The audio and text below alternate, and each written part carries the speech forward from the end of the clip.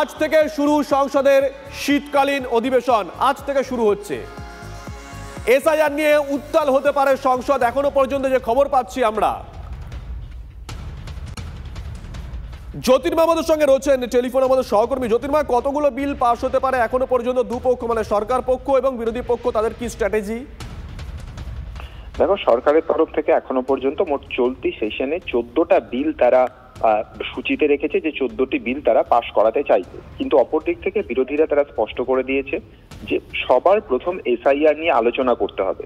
গতকাল সর্বদলীয় বৈঠক এবং তার পরবর্তী ক্ষেত্রে বিজনেস অ্যাডভাইজারি কমিটির বৈঠকে তৃণমূলের তরফ থেকে, কংগ্রেসের তরফ থেকে, সমাজবাদী পার্টির তরফ থেকে, ডিএমকে তরফ থেকে সবাই এই একই দাবি জানিয়েছে। কিন্তু সরকার পক্ষ তারা তাদের অবস্থান মোটামুটি ভাবে স্পষ্ট করে দিয়েছে যে বিহার নির্বাচনের পরে এসআইআর নিয়ে আলোচনা করার কোনো প্রাসঙ্গিকতা নেই, এবং এক্ষেত্রে জেডিইউর তরফ থেকে যিনি ফ্লোর লিডার ছিলেন তিনি তীব্র বিরোধিতা করেছেন।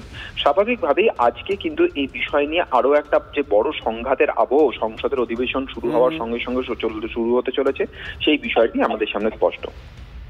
ধন্যবাদ।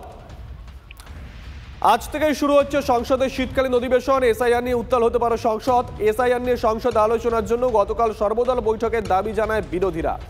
এসআইআর নিয়ে আলোচনায় ভয় কেন কেন্দ্রের? প্রশ্ন তুলেছে রাজ্যের শাসক দল তৃণমূল কংগ্রেস।